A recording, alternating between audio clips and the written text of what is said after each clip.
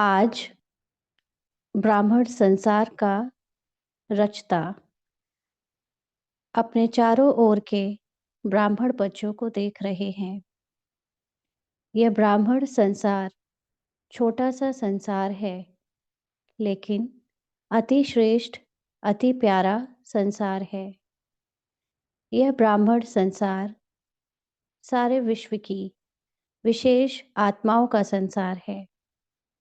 हर एक ब्राह्मण कोटों में कोई में भी कोई आत्मा है, क्योंकि अपने बाप को पहचान बाप के वर्षे के अधिकारी बने हैं। दुनिया में कोई भी अभी तक भगवान को हमारे सिवा पहचान नहीं सका है। तो बाबा के बच्चे सबसे ज़्यादा विशेष किस लिए हैं? क्योंकि उन्होंने भगवान को पहचाना है। तो सबसे विशेष आत्माएं हैं। हर ब्राह्मण आत्मा जैसे बाप ऊंचे ते ऊंचा है, तो बाप को पहचान बाप का बनने वाली आत्माएं भी विशेष आत्माएं हैं। हर ब्राह्मण आत्मा के जन्मते ही भाग्य विधाता बाप ने मस्तक पर श्रेष्ठ भाग्य की लकीर खींच ली है। ऐसी श्रेष्ठ भाग्यवान आत्मा है। ऐसे भाग्यवान अपने को समझते हो? सबसे इम्पोर्टेंट बात, भगवान तो हमको जब से अपना बनाया है तब से बोल रहा है कि तुम्हारा कितना ऊंचा भाग्य है, तुम कितने स्पेशल हो, विशेष हो, अपने भाग्य को पहचानो, जगा रहा है। हम बच्चे जिनका पूरा कॉन्फिडेंस अपने को शरीर समझने के कारण खत्म हो गया था या बहुत कम हो गया था, या था भी तो देह अभिमान का कॉन्फिडेंस था, अपनी आत्मा की सत्यता का और अपने श्रेष्ठ भाग्य का उसमें नशा नहीं था। तो अब भगवान जब हमें याद दिलाने आता है, तो क्या हमारे अंदर इतने श्रेष्ठ भाग्य की अपने अंदर भावना या अपनी खुद को एक्सपीरियंस है इतना श्रेष्ठ भाग्यवान आत्मा का? तो ऐसे भाग्यवान अपने को समझते हो? पूछ रहे हैं बाबा। इतना बड़ा रूहानी नशा अनुभव होता है हर एक ब्राह्मण के दिल में। दिलाराम दिल का दुलार, दिल का प्यार दे रहे हैं। यह परमात्मा प्यार सारे कल्प में एक द्वारा और एक समय ही प्राप्त होता है। पूरे संसार में केवल एक बार, सिर्फ एक ही समय ऐसा आता है जब भगवान आता है और हमें ये भाग्य या ये ज्ञान देता है। तो ये रूहानी नशा सदा हर कर्म में रहता है। पूछ रहे हैं बाबा। मेन बात है कि इस समय हमारे कर्म में, चाहे चलते बोलते कुछ भी काम करते, हमेशा अपनी आत्मा का और अपने सत्य का नशा होना चाहिए। भगवान मिला है, उसके साथ का नशा होना चाहिए, खुशी होनी चाहिए। क्योंकि आप विश्व को चैलेंज करते हो कि हम कर्म योगी जीवन वाले विशेष आत्माएं हैं। सिर्फ योग लगाने वाले योगी नहीं, योगी जीवन वाले हो। हमारा योग या मेडिटेशन सिर्फ 1 घंटे का या 2 घंटे का, सुबह या शाम, या एक तो खास स्पेशल टाइम निकाल के बैठने वाला योग नहीं है। योगी जीवन मतलब सदा अपने को आत्मा के सत्य में स्थित कर कर ड्रामा के पार्ट को बजाते हुए न्यारे होकर, साक्षी होकर देखने वाले, ऐसे योगी जीवन वाले हैं हम आत्माएं। तो योगी कभी कभी नहीं होते, योगी हमेशा ही योगी होते हैं।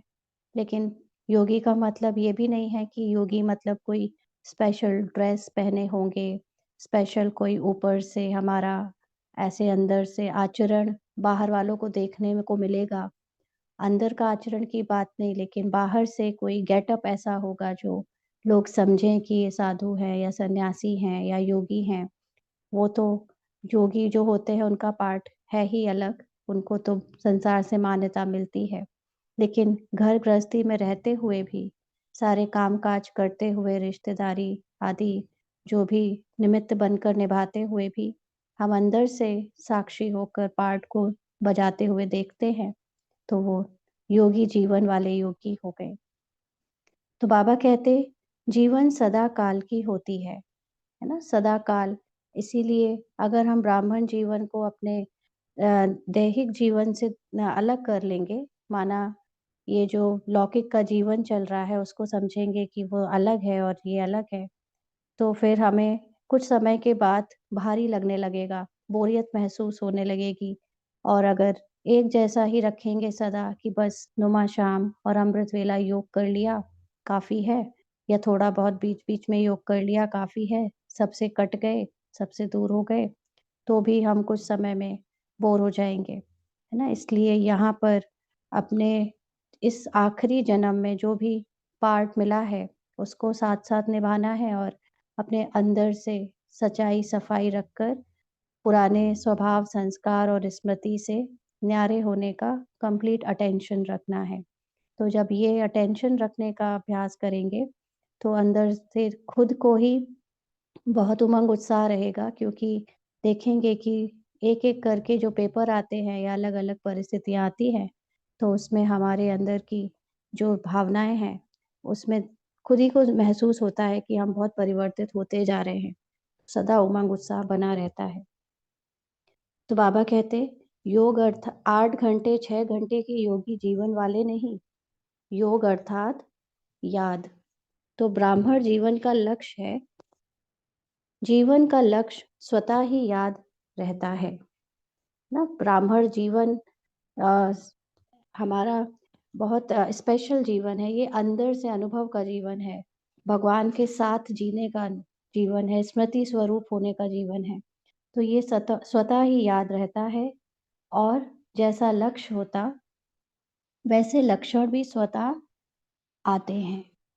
तो ये जीवन में हमको ये लक्षण तो है ही कि हमको अपने को श्रेष्ठ पुरुषोत्तम बनाना है, लेकिन ये याद रहे और साथ-साथ उसका अटेंशन रहे कि हम स्टूडेंट हैं, जैसे बाबा ने एक दिन अव्यक्त मुरली में कहा था कि अपनी स्टूडेंट लाइफ कभी ना भूलें।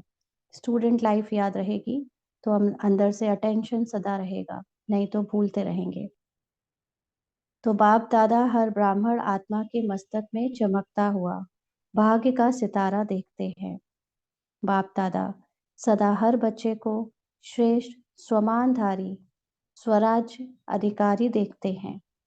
तो आप सभी भी अपने को स्वमानधारी आत्मा हूँ, स्वराज्यधारी आत्मा हूँ, ऐसे ही अनुभव करते हो। क्योंकि बाबा हम बच्चों को शरीर से, शरीर की पहचानों से, शरीर के रोल से नहीं देखता है। बाबा अपने बच्चों को उनकी जो सत्य महिमा है, उसमें देखता है। तो हमारी महिमा क्या है? हमें खुद को अपने स्वमान याद रहते हैं? ऐसे स्वराज यानी अपनी आत्मिक अवस्था के जो आत्मा राजा है, उसमें स्थित रहते हैं हम? ऐसा अनुभव करते हो? पूछ रहे हैं बाबा। सेकंड में अगर स्मृति में लाओ कि मैं स्वमानधारी आत्मा हूँ, तो सेकंड में स्वमान की कितनी लिस्ट आ जाती। याद किए बाबा के बच्चों ने बहुत सारे स्वमान, क्योंकि बाबा के पास से हमको 300-400 से ज़्यादा स्वमान की लिस्ट मिली हुई है। तो कम से कम 100, 108, 150 तक तो स्वमान रोज हमको रिवाइज करके याद करने चाहिए। याद इसलिए करना है, कोई रटने वाला योग नहीं लगाना है, लेकिन याद इसलिए क्योंकि वो हमारी महिमा है ना? जैसे लौकिक में भी ऐसे होता है ना कि हम लोग जब पहले वाले जीवन में जीते थे तो अच्छा लगता था कि कोई तारीफ कर दे, कोई आपकी विशेषताओं को देखे, उसका वर्णन करे। तो जितने लोग वर्णन करें आजकल, उसके लिए तो लोग इतने फॉलोवर बनाते हैं कि हमारे फॉलोवर मतलब हमारी विशेषता देखने वाले। तो दूसरे विशेषता देखें, ये ब्राह्मण जीवन का लक्ष्य नहीं है। विशेषता हमें खुद की पता होनी चाहिए, और वो कब पता चलेगी? जब हम अपने स्वमान को जानेंगे। तो स्वमान मतलब हमारी महिमा, हमारी मतलब आत्मा की महिमा, रोल की महिमा नहीं, देह की महिमा की बात नहीं हो रही है यहाँ। यहाँ आत्मा की महिमा। तो आत्मा जो अपने सत्य में स्थित है, उसकी क्या-क्या महिमा है, उसका क्या स्वमान है, श्रेष्ठ अभिमान क्या-क्या है, वो हमें उसकी पूरी लंबी लिस्ट है, पता होनी चाहिए। ताकि जब कभी कोई संसार में ऐसी परिस्थिति घटे या कोई हमें नीचा दिखाए या हमारे ही स्वभाव संकल्प में कभी कुछ लो कॉन्फिडेंस की बात आए, ब्लेम की बात आए तो हम अपने स्वमान को याद करके फिर से ऊपर उठ जाए।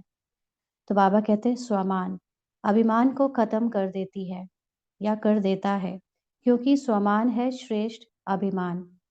श्रेष्ठ अभिमान, श्रेष्ठ माने आत्मा का, है ना? इस समय श्रेष्ठ के लिए हम यूज करते हैं जो आत्मा के लिए बोला जाए, तो आत्मा का अभिमान, आत्मा का नशा। तो श्रेष्ठ अभिमान अशुद्ध भिन्न भिन्न देह अभिमान को समाप्त कर देता है। जैसे सेकंड में लाइट का स्विच ऑन करने से अंधकार भाग जाता है।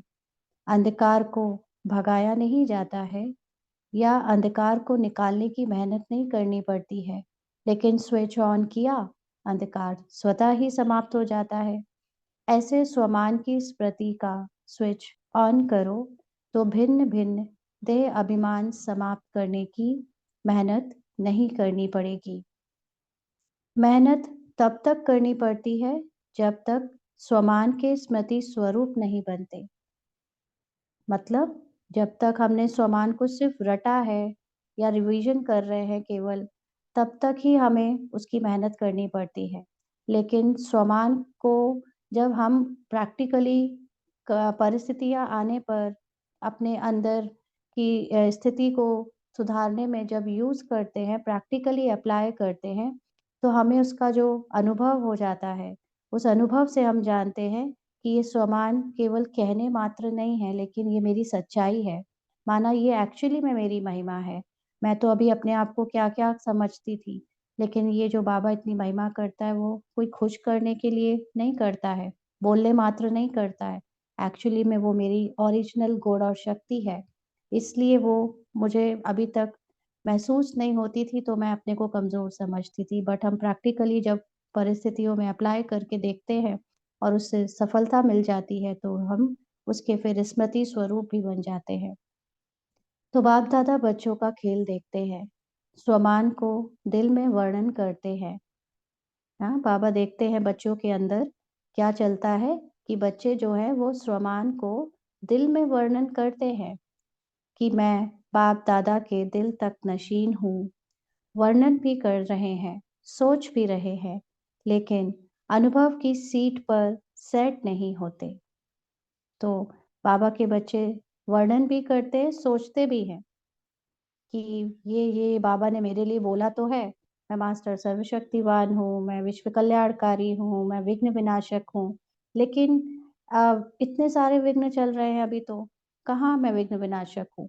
ऐसे डाउट भी सेकंड थॉट में क्रिएट करते हैं, है ना? उसका अनुभव करके नहीं देखते। माना अनुभव क्या होता है?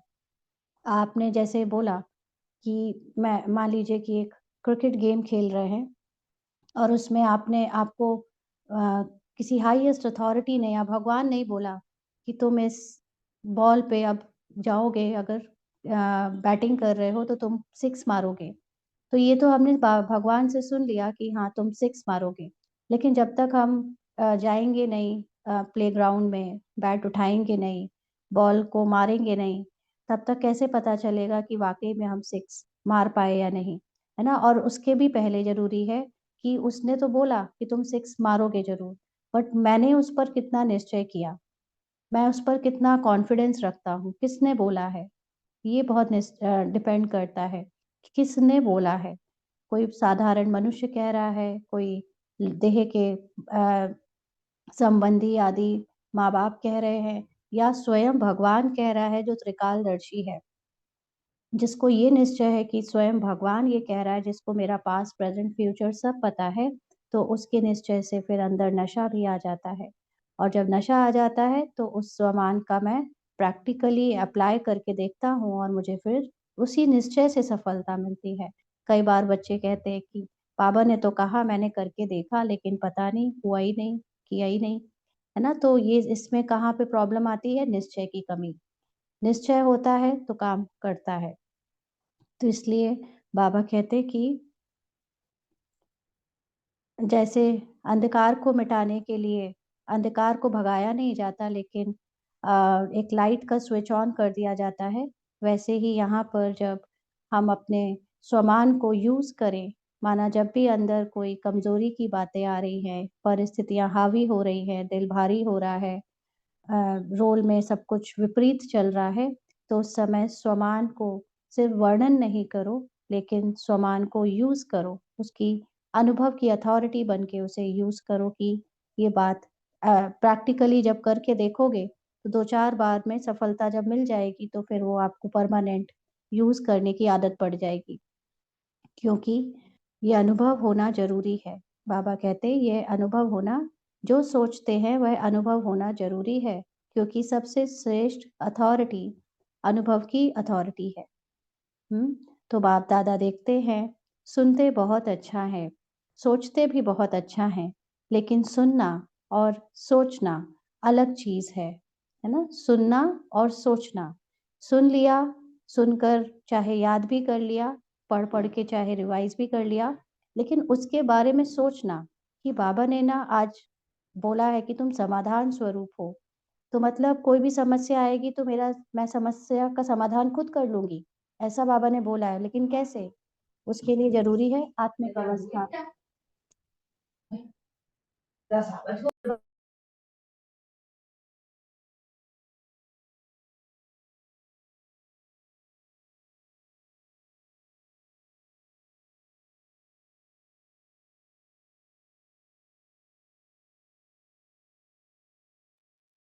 तो बाबा कहते हैं, ज्ञान का अर्थ ही है ज्ञानी तू आत्मा, अर्थात हर स्वमान के अनुभवी बनना।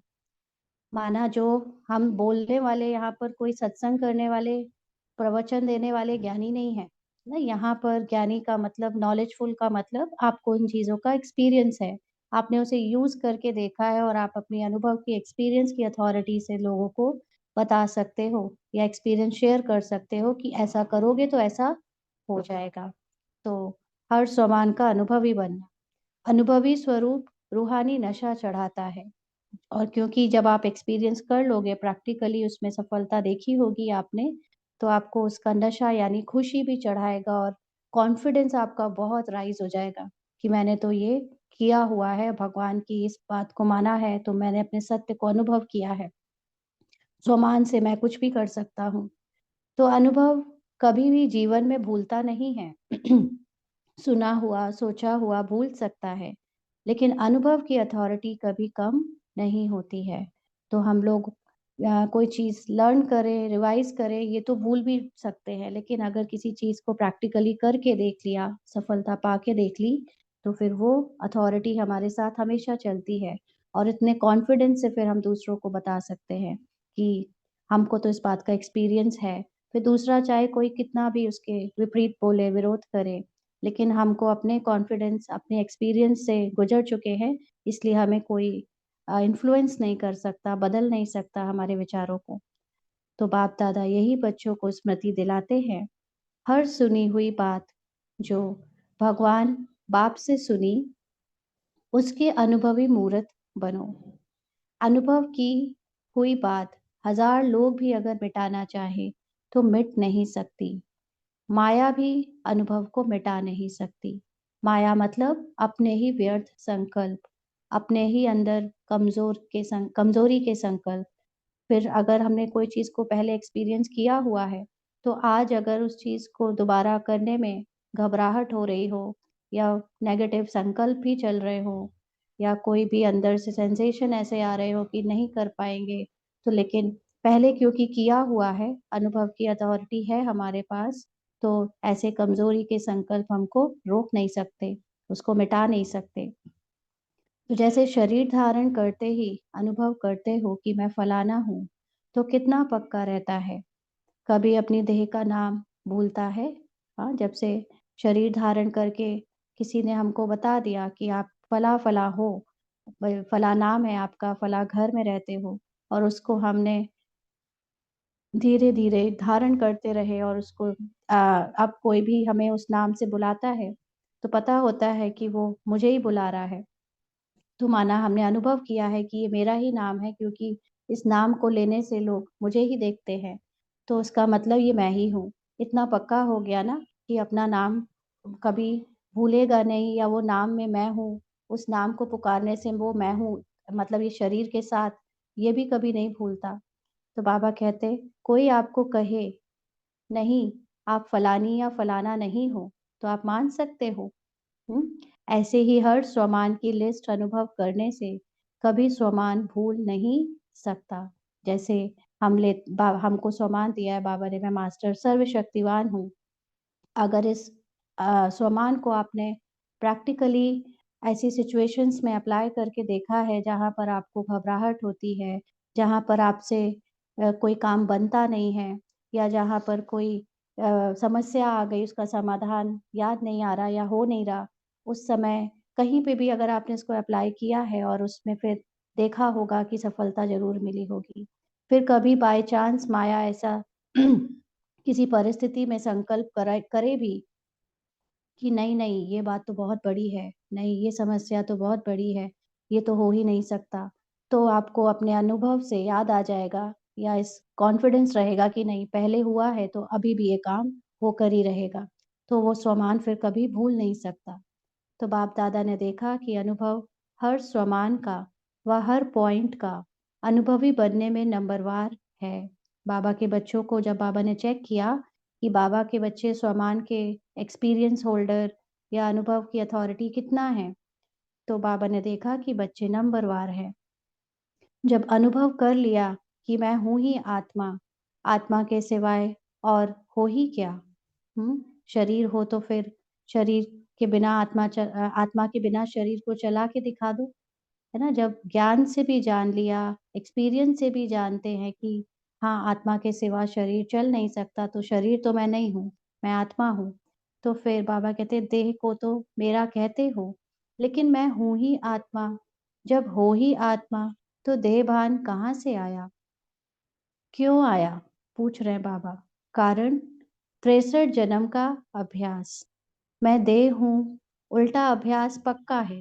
माना पिछले 63 जन्म से खुद को शरीर मानने का अभ्यास इतना पक्का हो गया है कि आज कोई कह भी दे ना कि तुम शरीर नहीं हो, तो कैसे नहीं, मैं तो शरीर हूँ। मतलब तुम्हारा ये हाथ नहीं है, कोई कह दे तो कैसे नहीं, मेरा हाथ तो है। ऐसे उल्टा अभ्यास कर लिया है इतना। तो बाबा कहते हैं यथार्थ अभ्यास अनुभव में भूल जाता है। जब जैसे किसी को 2 + 2 5 बोल दो और वो उसी को यूज़ करता आया हो, तो कभी कोई उसको सही-सही बताए भी ना कि 2 + 2 5 नहीं, 2 + 2 4 होता है, तो वो मानता नहीं। क्यों? क्योंकि बहुत दिनों से उसने इस तरह के कैलकुलेशन को यूज़ नहीं किया है। तो ऐसे ही हमारा अभ्यास शरीर समझने का इतना उल्टा अभ्यास हो गया है कि यथार्थ आत्मा का अनुभव भूल गया है। तो बाप-दादा बच्चों को जब मेहनत करता देखते हैं कि बच्चे अपने को आत्मा समझने में कितनी मेहनत कर रहे हैं, तो बच्चों पर प्यार आता है। परमात्मा बच्चे और मेहनत, माना भगवान के बच्चे, जिसको भगवान ने इतना ऊँचा अपना बच्चा बनाकर इतने स्वमान से उनकी स्मृति जगाई। क्योंकि जो चीज़ हम जानने के लिए यहाँ पर आते हैं, इसी चीज़ को जानने के लिए साधु सन्यासी कठिन तपस्या करते हैं, योग करते हैं, पहाड़ों पर जाते, जंगलों में जाते, अलग-अलग तरह से गुरु बनाते और अपने प्रश्नों के क्वेश्चन्स को ले मतलब प्रश्न और क्वेश्चन्स को लेकर चारों तरफ भटकते रहते हैं कि कोई हमें बता दे कि हम कौन हैं, हम कहाँ से आए, क्या करने आए। ये सब भटकते रहते हैं, कई इतने साल गुज़ार देते हैं और जान नहीं पाते। और बाबा ने हम बच्चों को शुरू में ही आकर ये बता दिया। तो भगवान के बच्चे, भगवान वो भी देवकुल की आत्माएँ इतनी श्रेष्ठ, उनसे भगवान कभी मेहनत कराएगा? उनको ऐसी कठिन योग तपस्या करवाएगा? कभी नहीं, है ना? तो इसलिए बाबा हमको हर चीज़ हाथों पर बनाकर देता है कि मेहनत ना करनी पड़े, लेकिन हम अपने सत्य को जान जाएँ। तो अगर बच्चे मेहनत करते हैं और बाबा देखता है कि बच्चे मेहनत कर रहे हैं, तो कारण क्या है? अनुभव मुहूर्त की कमी। माना अपनी आत्मा की स्मृति में टिकते नहीं, स्वमान को यूज़ करके प्रैक्टिकली अ, देखते नहीं कि कैसे होता है वो चीज़ें। जैसे हम मोबाइल खरीद लें और कोई बता दे कि आप इस मोबाइल से क्या-क्या कर सकते हो। आप बात कर सकते हो, आप इंटरनेट चला सकते हो, आप गेम्स खेल सकते हो, आप पेमेंट कर सकते हो। लेकिन हम मोबाइल ले लें और जान लेने के बाद भी हम उससे कभी कॉल ना करें, कॉल ना उठाएँ, नेट ना यूज़ करें और आज भी हम रिज़र्वेशन के लिए प्लेटफ़ॉर्म यानी रेलवे स्टेशन जाकर टिकट खरीदें। आज भी हम पेमेंट करने के लिए बैंक जाएं, आज भी बात करने के लिए हम पीसीओ जाएं, या किसी के बगल में घर वाले से, अगर पड़ोसी से बात करनी है तो पड़ोसी के पास पैदल जाएं, तो क्या कहेंगे इसको? मेहनत कहेंगे ना, कि तुम्हारे पास इतना छोटा सा एक इतनी ऊंची चीज है और तुम उसको यूज नहीं कर रहे हो। ऐसे ही आत्मा का अनुभव इतना ऊंचा अनुभव है जिसमें सब कुछ इतना आसान हो जाता है, लेकिन बच्चे हैं कि खुद को शरीर समझकर कठिन बना देते हैं, पुरुषार्थ और मेहनत करते रहते हैं। तो बाबा कहते हैं अनुभव मूर्त की कमी है। तो जब देहभान का अनुभव कुछ भी हो जाए, कोई भी कर्म करते, देहभान भूलता नहीं है, यानी शरीर भूलता नहीं है, तो ब्राह्मण जीवन अर्थात कर्म योगी जीवन, योगी जीवन का अनुभव भूल कैसे सकता? तो ब्राह्मण जीवन मतलब सिर्फ सुबह शाम योग लगाने वाला नहीं, लेकिन हर समय अपनी आत्मा की स्थिति में स्थित रहकर साक्षी होकर पार्ट को बजता हुआ देखने वाला, अटेंशन रखने वाला, कि गलती से भी मैं खुद को शरीर ना समझ लूं। ऐसा अनुभव, ऐसा जीवन कैसे भूल सकता है? तो चेक करो, हर सब्जेक्ट में अनुभव, हर सब्जेक्ट को अनुभव में लाया है। ज्ञान सुनना सुनाना तो सहज है, लेकिन ज्ञान स्वरूप बनना है। ज्ञान को स्वरूप में लाया तो स्वतः ही हर कर्म नॉलेजफुल अर्थात नॉलेज की लाइट माइट वाला होगा। जो नॉलेज सुनते हैं उसको यूज करेंगे तो ऑटोमेटिकली आदत बनती जाएगी, है ना। जैसे शुरू में बहुत सारे लोग कंप्यूटर लैपटॉप यूज नहीं करते थे, तो उनको डर लगता था या आदत नहीं थी, तो फिजिकली ही सब काम करते थे। लेकिन धीरे धीरे अब बच्चे बूढ़े सब कंप्यूटर लैपटॉप ना सही तो मोबाइल तो यूज करने ही लगे हैं ना। जिनको पहले नॉलेज नहीं थी वो भी वो अब नॉलेज के साथ प्रैक्टिकली अप्लाई करने लगे हैं इन गैजेट्स को अपनी हर चीज़ के लिए। तो ऐसे ही ये नॉलेज जो बाबा ने हमको दी है उसको अपने हर कर्म में यूज़ करो। कौन सी चीज़ के लिए कौन सा सामान यूज़ करना है, ये भी मनन चिंतन करके यूज़ करो। ऐसा नहीं कि करना है, कहीं पे भय लग रहा है और भय वाली सिचुएशन में हम सामान ले रहे हैं कि मैं सपोज मैं विघ्न विनाशक हूँ, है ना। अभी भय वाली सिचुएशन में प्रॉपर सामान होना चाहिए कि मैं निर्भय आत्मा हूँ, मैं निश्चिंत आत्मा हूँ, लेकिन हम यूज कर रहे हैं कोई दूसरा सामान। तो ये भी हमें युक्ति पता होनी चाहिए कि कौन सी चीज के लिए कौन सा सामान यूज करना है। तो बाबा कहते हैं नॉलेज को कहा ही जाता है लाइट और माइट। ऐसे ही योगी स्वरूप, योग युक्त, युक्ति युक्त स्वरूप। तो धारणा स्वरूप अर्थात, धारणा मतलब जो बाबा 4 सब्जेक्ट्स की बात करते हैं, तो बाबा ने ज्ञान स्वरूप बता दिया, योग स्वरूप बता दिया। योग का मतलब क्या होता है? योगी स्वरूप का मतलब होता है जो हमेशा अपनी आत्मा में स्थित रहेगा।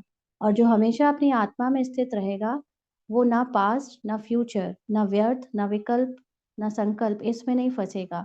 उसके द्वारा कोई भी काम होगा, चाहे एक्शन चाहे बोल चाहे संकल्प, वो हमेशा एक्यूरेट एक होगा, युक्ति युक्त होगा। सोचना नहीं पड़ता है आत्मिक अवस्था में कि ये करूँ या ये नहीं करूँ।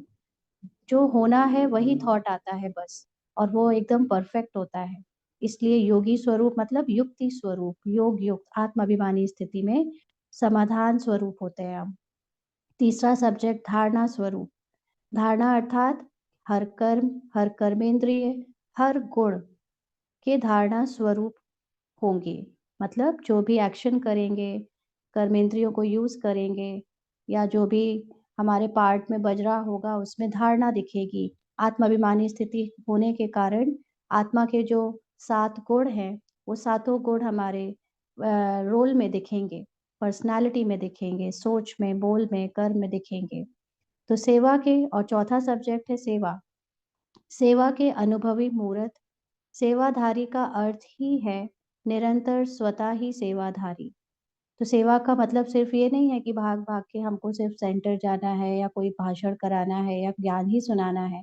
कभी आपकी परिस्थिति अलाउ नहीं करती तो आप अगर जहाँ पे भी हो, लौकिक वालों के बीच में हो या कहीं पे भी हो, वहां पर भी आप निरंतर सेवाधारी बन सकते हो। कैसे?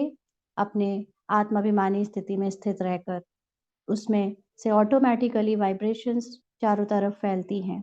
तो चाहे मनसा कर सकते हो, चाहे वाचा कर सकते हो, चाहे कर्मणा और चाहे संबंध संपर्क, हर कर्म में सेवा नेचुरल होती रहे। मान लीजिए कि आप अपने लौकिक के रिश्तेदारों के बीच में हो, तो वहाँ पे संबंध संपर्क के बीच में रहते हुए भी अगर आप अपनी आत्मिक स्मृति में रहकर उनकी आत्मा को देखते हो, क्योंकि जनरली ऐसे होता है कि जब आप संबंध संपर्क में जाते हो तो लौकिक की बहुत बातें होती हैं और थोड़ी ऊपर-नीचे भी बातें होती हैं, देह-भान की, देह-अभिमान की बातें भी होती हैं। ऐसे में अगर आप उनकी बातों में ना आकर अपने आत्मा में सत्य में स्थित रहो और उनके भी सत्य में देखो, तो आपके द्वारा वायुमंडल में पॉज़िटिविटी रहेगी। कोई भी कंप्लेन, कोई भी अंदर आपस में कोई ईर्ष्या-द्वेष की बात नहीं आएगी, भावनाएँ करप्ट नहीं होंगी, तो उसमें भी सेवा समाई है। तो इसको कहा जाता है चारों ही सब्जेक्ट में अनुभव स्वरूप। तो सभी चेक करो, कहाँ तक अनुभवी बने हैं।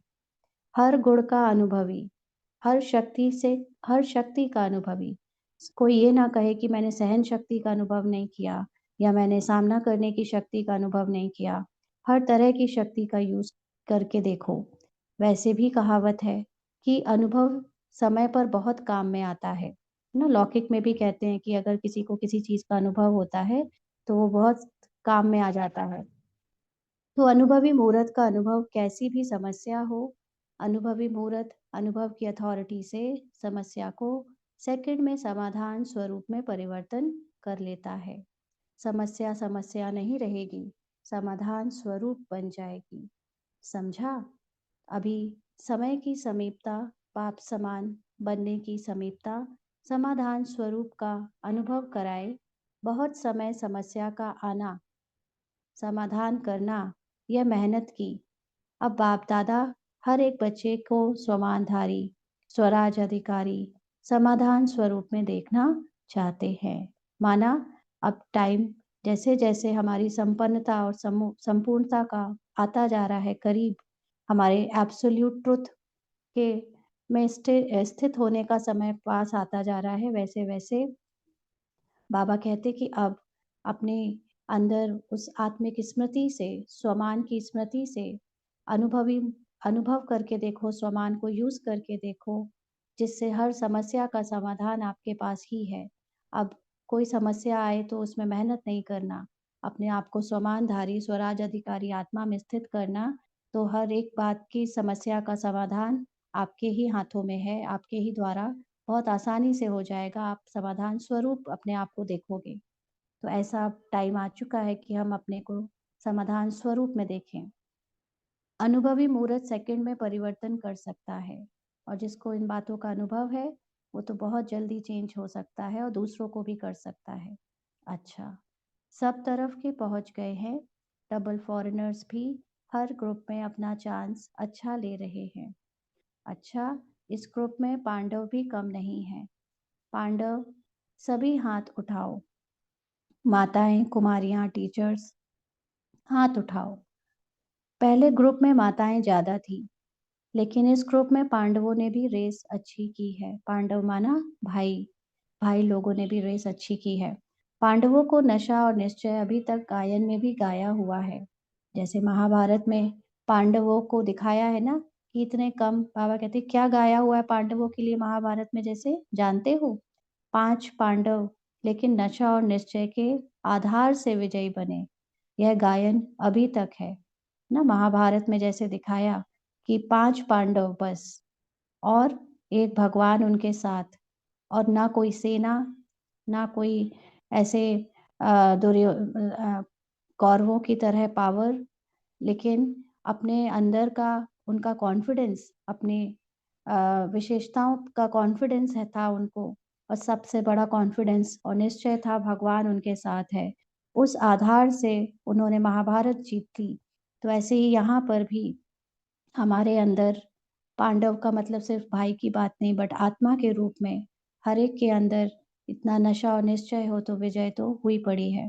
तो बाबा कहते तो ऐसे पांडव हो। अच्छा, नशा है? पूछ रहे हैं बाबा। तो पांडव जब भी सुनते होंगे आप पांडव हो, तो पांडवों को पांडवपति तो नहीं भूलता है। पांडवपति कौन? भगवान। वो तो नहीं भूल जाता अपने को पांडव समझने के बाद। कभी-कभी भूलता है? पूछ रहे बाबा। पांडव और पांडवपति। पांडवों को कभी भी पांडवपति भूल नहीं सकता। पांडवों को यह नशा होना चाहिए। हम कल्प-कल्प के पांडव, पांडवपति के प्यारे हैं। यादगार में पांडवों का भी नाम कम नहीं है। पांडवों का टाइटल ही है विजयी पांडव। तो ऐसे पांडव हैं। बस हम विजयी पांडव हैं, सिर्फ पांडव नहीं, विजयी पांडव। विजय का तिलक अविनाशी मस्तक पर लगा हुआ ही है। देखो कोई भी हो, चाहे वो शरीर से माता है, चाहे भाई है, चाहे कुमारी है, कुमार है, वो तो ऊपर के शरीर की पहचान है, लेकिन वास्तविकता तो यही है ना कि सब आत्मा है। तो हमारा पुरुषार्थ भी क्या है? पुरुषार्थ शुरू और अंत इसी पे होता है कि अपने को आत्मा समझो, और अंत भी इसी पे होता है कि आत्मा अनुभव कर लिया। तो जो आत्मा है ही, उसको आत्मा अनुभव करने का ये पूरा मार्ग जो चल रहा है, उसमें विजय होना तो निश्चित है ही, क्योंकि जो है ही, उसको अनुभव करे चाहे ना करे, लेकिन वो तो हम हैं ही, है ना? तो लेकिन बाबा के बच्चों को बाबा ने ज्ञान से, जो योग बल से अनुभव करने का, पुरुषार्थ करने का एक ये जीवन दिया है, उसमें विजय हमको अपनी निश्चित मानकर ही आगे बढ़ना चाहिए। तो बाबा कहते हैं माताओं को क्या नशा रहता है? बहुत नशा रहता है। माताएं नशे में कहती हैं कि बाबा आया ही हमारे लिए है। ऐसा है ना? क्योंकि आधा कल्प से माताओं को मर्तबा नहीं मिला है। अभी संगम पर राजनीति में भी माताओं को अधिकार मिला है ना? आप देखो जब से भगवान आया, पिछले 100 साल के अंदर माताओं को हर जगह-जगह मिल रही है। पद मिल रहा है, उनको अपॉर्च्युनिटी मिल रही है। तो हर डिपार्टमेंट में आप शक्तियों को बाप ने आगे रखा ना, तो संसार में भी हर वर्ग में अब माताओं को अधिकार मिलता है। बाबा कहते हैं ना आप आधार मूरत हो। तो जब से बाबा आया, बाबा ने अपने बच्चों में हम जो भी शुरू से जो भी बहनें थी, माताएँ थी यज्ञ में, उनको हर तरह का काम सिखाया। किचन का, बस चलाने का, बाहर का, भाषण का, हर जगह, हर तरह की एक्सपीरियंस करवाया। तो जैसे यहाँ पर जिन आत्माओं, जो आधार मूरत आत्माएँ हैं बाबा के घर की, उन्होंने हर चीज़ तरह की काम करने शुरू कर दिए, तो संसार में भी हर वर्ग में माताओं को अपॉर्च्युनिटी मिलने लगी, अधिकार मिलने लगा वहाँ पर भी कि वो अपने योगदान दें, सेवा करें। तो कोई भी ऐसा वर्ग नहीं है जिसमें माताएँ नहीं हों। यह संगम युग का मर्तबा है। तो माताओं को रहता है हमारा बाबा। रहता है मेरा बाबा? पूछ रहे बाबा। नशा है? माताएँ हाथ हिला रही हैं। अच्छा है, भगवान को अपना बना लिया तो जादूगरनी तो माताएँ हुई ना। बाप-दादा देखता है, माताएँ चाहे पांडव, बाप-दादा के सर्व संबंधों से प्यार तो सर्व संबंधों से है ना। बाबा को प्यार कैसे कर सकते हो? जब सर्व संबंध निभाओ, तभी तो बाबा से प्यार की फीलिंग आएगी, नहीं तो फीलिंग लेने के लिए बिना संबंध के प्यार नहीं आ सकता। भले ही हम निराकार रूप में हैं ही प्रेम स्वरूप, लेकिन अभी रोल में भी हमको जब तक इमोशंस ना जागे, तब तक हम उस चीज़ को याद नहीं कर सकते, है ना? भगवान से प्यार है इसलिए भगवान को याद कर सकते हैं। तो बाबा कहते हैं लेकिन किसको कौन-सा विशेष संबंध प्यारा है, वह भी देखते हैं। कई बच्चों को खुदा को दोस्त बनाना बहुत अच्छा लगता है ना? कल भी बाबा ने अव्यक्त मुरली बाबा मिलन की मुरली में दोस्त की बात की थी, इसलिए खुदा दोस्त की कहानी भी है। बाप-दादा यही कहते, जिस समय जिस संबंध की आवश्यकता हो, तो भगवान को उस संबंध में अपना बना सकते हो। क्योंकि बाबा को दोस्त बनाने से ना कभी बोर नहीं होते। दोस्त जैसे हमेशा आपको एन्जॉय कराता है, साथ में हँसी-ठिठोली चलती रहती है और कॉन्फिडेंस रहता है दोस्त के होने से, ऐसे ही बाबा को दोस्त बना लो, है ना? तो सर्व संबंध निभा सकते हो। बच्चों ने कहा बाबा मेरा, और बाप ने क्या कहा? मैं तेरा। मधुबन की रौनक अच्छी लगती है ना? चाहे कितना भी दूर बैठे सुने भी, देखे भी, लेकिन मधुबन की रौनक अपनी है। मधुबन में बाप-दादा तो मिलते ही हैं, लेकिन और कितनी प्राप्तियाँ होती हैं? अगर लिस्ट निकालो तो कितनी प्राप्ति हैं? सबसे बड़ी प्राप्ति सहज योग, स्वतः योग रहता है माना। मधुबन में रहो तो निरंतर अपनी आत्मिक स्थिति याद रहती है, क्योंकि वहाँ जगह-जगह बाबा के ज्ञान की पॉइंट्स लिखी हैं, बाबा का फ़ोटो लगा है और हर कोई योग युक्त होकर वहाँ काम करता है ना? जो भी है सेवाएँ वो सब बहुत अंतर्मुखता से करता है, इसलिए वहाँ पे बना-बनाया योग रहता है, मना अवस्था अच्छी रहती है।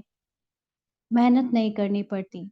अगर कोई मधुबन के वायुमंडल का महत्व रखे, लेकिन वो मेहनत कब नहीं करनी पड़ती? जब कोई मधुबन के वायुमंडल का महत्व रखे, तब, है ना? कई बार जो नए-नए लोग पहुँच जाते हैं, मतलब जिन्होंने बाबा को जाना नहीं है, कोर्स नहीं किया है, उन्हें हमारे जैसी फीलिंग थोड़ी ना आती है वहाँ। उन्हें शांति फ़ील होगी, उन्हें वहाँ की पवित्रता फ़ील होगी, लेकिन जो हमारा जैसा योग है, वो उनका थोड़ी ना लगेगा। क्यों? क्योंकि उन्हें वहाँ के वायुमंडल का महत्व नहीं पता। तो बाबा कहते हैं अगर कोई मधुबन के वायुमंडल का महत्व रखे, तो मधुबन का वायुमंडल, मधुबन की दिनचर्या सहज योगी स्वतः योगी बनाने वाली है। क्यों? हुँ? मधुबन में बुद्धि में सिर्फ़ एक ही काम है। बाबा कहते हैं सेवाधारी ग्रुप आता है वह अलग बात है, लेकिन जो रिफ्रेश होने के लिए आते हैं, तो मधुबन में क्या काम है? कोई ज़िम्मेवारी है क्या? मधुबन में ना ऑफ़िस जाना है, ना कोई दुकान खोलनी है, ना कोई सेवा करनी है। मतलब सेवाधारियों को छोड़कर बाकी लोग तो सिर्फ़ किस लिए जाते हैं? खाओ, पियो, मौज करो, पढ़ाई करो और अपने बाबा को याद करो। तो मधुबन, मधुबन ही है। विदेश में भी सुन रहे हैं, लेकिन वह सुनना और मधुबन में आना, इसमें रात-दिन का फ़र्क है।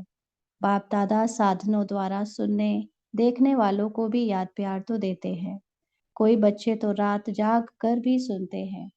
ना से अच्छा ज़रूर है, क्योंकि विदेश में टाइम का डिफ़रेंस होता है, तो वहाँ पर रात को जाग-जाग कर भी बाबा मिलन बनाते हैं। लेकिन कुछ ना सुनने से तो अच्छा ज़रूर है कि जहाँ पर भी जो है, वहाँ सुन रहा है। लेकिन जैसे कई आज बाबा ये बात क्यों कह रहा है? मधुबन की वैल्यू समझो, है ना? क्योंकि बहुत सारे बच्चों में भी होने लगा है कि मधुबन जाके क्या करना है, यहीं पे ठीक है। अपने जहाँ पर है वहीं से हो रहा है सब कुछ। तो आज बाबा इसीलिए ख़ास बच्चों को कह रहा है कि मधुबन की अगर वैल्यू समझते हो, तो मधुबन में आपकी अवस्था और आप जहाँ रहते हो, वहाँ पर आपकी अवस्था में दिन-रात का फ़र्क हो जाता है। वो अलग बात है कि मजबूरी है तो फिर जहाँ पर भी हो वहाँ से सुन रहे हो, वो ठीक है, ना से तो अच्छा है, लेकिन अच्छे ते अच्छा मधुबन प्यारा है। मधुबन में आना अच्छा लगा है या वहाँ बैठकर मुरली सुन लो, क्या अच्छा लगता है? वहाँ भी तो मुरली सुनेंगे ना, यहाँ भी तो पीछे पीछे टीवी में देखते हैं, क्योंकि मधुबन में भी इतने पीछे से दिखता तो नहीं है, फाइनली देखना तो टीवी पर ही पड़ता है। तो समझते हैं कि मधुबन में आना ही अच्छा है, वह हाथ उठाओ। जो समझते हैं कि मधुबन में आना अच्छा है, वह हाथ उठाओ। तो सभी ने उठाया। अच्छा, फिर भी देखो भक्ति में भी गायन क्या है? मधुबन में मुरली बाजे। यह नहीं है लंदन में मुरली बाजे। कहाँ भी हो, मधुबन की महिमा का महत्व जानना अर्थात स्वयं को महान बनाना। अच्छा, सब जो भी आए हैं वो योगी जीवन, ज्ञानी तो आत्मा जीवन, धारणा स्वरूप का अनुभव कर रहे हैं। अभी पहले टर्न में इस सीज़न के लिए विशेष अटेंशन दिलाया था कि यह पूरा सीज़न संतुष्ट मणि बन रहना है। अंडरलाइन। हम सबको संतुष्टता का बाबा पिछले महीने से होमवर्क दे रहा है। लास्ट मंथ दिसंबर में भी संतुष्टता का ही स्वमान या उसी की थीम पर अव्यक्त इशारे आते रहे। तो अभी हमको ये ख़ास ध्यान रखना है जो जहाँ पर जैसे भी परिस्थिति में है, जो भी चल रहा है, रोल में, कहानी में, जीवन में, सबसे संतुष्ट रहना है। ना तो इस सीज़न संतुष्ट मणि बन रहना है और संतुष्ट करना है, क्योंकि खुद जब रहेंगे तो औरों को भी संतुष्ट भरे वचन बोल पाएँगे, तो दूसरों को भी संतुष्ट करें। सिर्फ बनना है नहीं, करना भी है। साथ में अभी समय अनुसार कभी भी कुछ भी हो सकता है। प्रश्न नहीं पूछो कब होगा, 1 साल में होगा, 6 मास में होगा, अचानक कुछ भी किसी समय भी हो सकता है। इसलिए अपने स्मृति का स्विच बहुत पावरफुल बनाओ। सेकंड में स्विच ऑन और अनुभव स्वरूप बन जाओ। किस चीज़ का स्विच ऑन करना है? सेकंड में मैं शरीर नहीं मैं आत्मा, कैसी आत्मा, उस बाप समान आत्मा, इस स्विच को 1 सेकंड में ऑन और ऑफ करने का अभ्यास बढ़ाना है ना। ऑफ करना तो कभी नहीं होना चाहिए वैसे, लेकिन वो अपने आप ऑटोमैटिकली ऑफ हो जाता है जैसे ही हम रोल के काम-काज में बुद्धि लगाने लगते हैं। तो वो कभी-कभी कभी क्या अक्सर ही वो ऑटोमैटिक ऑफ हो जाता है, बट ऑन करने का काम हमको बार-बार करते रहना है। ऐसा स्विच पावरफुल स्विच बनाना है।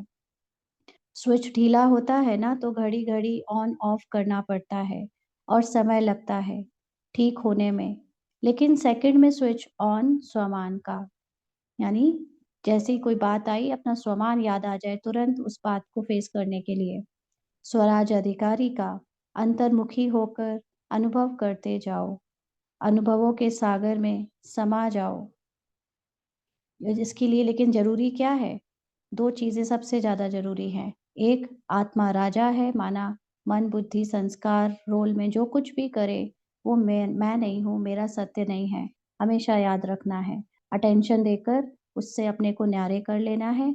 दूसरा, कि हमेशा याद रखना है कि मैं अंतर्मुखी, यानी मुझे बाहर से ध्यान हटाकर अपने अंदर जाना है, बाहर दुनिया भुलाकर पहले अपने अंदर एकाग्रता की शक्ति से जो सत्य है उसको याद करना, इसको कहें अंतर्मुख हो जाना। तीसरी, आँख से देखना, ज्ञान की आँख से अपने अंदर उसका चिंतन करना।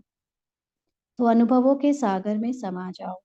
अनुभव की अथॉरिटी को कोई भी अथॉरिटी जीत नहीं सकती, और जिसने अनुभव कर लिया फिर तो उसको कोई बदल ही नहीं सकता। समझा क्या करना है?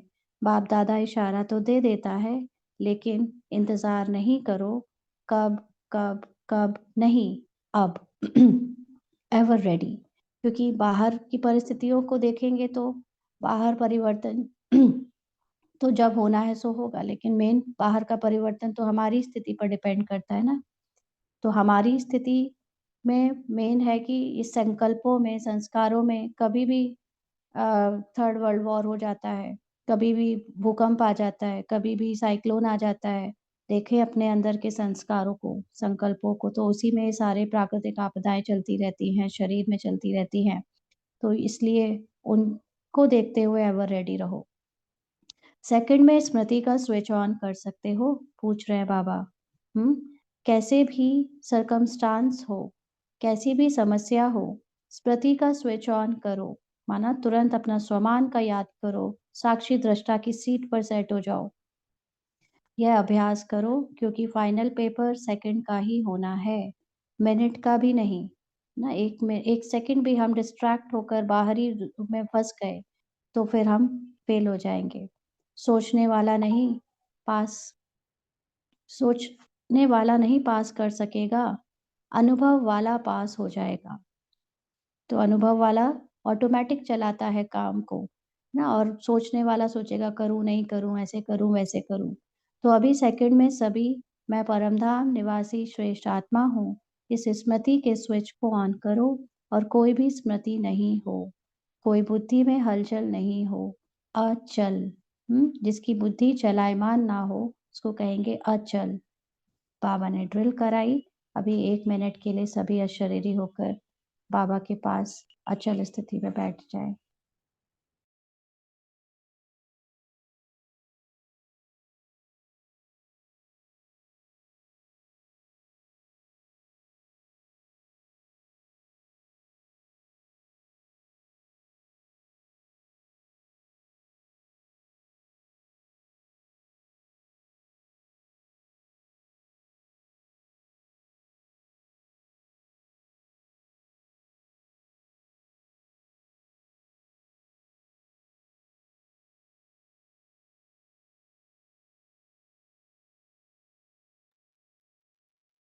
अच्छा, चारों ओर के श्रेष्ठ स्वमानधारी अनुभवी आत्माओं को, सदा हर सब्जेक्ट को अनुभव में लाने वाले, सदा योगी जीवन में चलने वाले निरंतर योगी आत्माओं को, सदा अपने विशेष भाग्य को हर कर्म में इमर्ज स्वरूप में रखने वाले, कोटों में कोई, कोई में भी कोई विशेष आत्माओं को बाप दादा का याद प्यार और नमस्ते।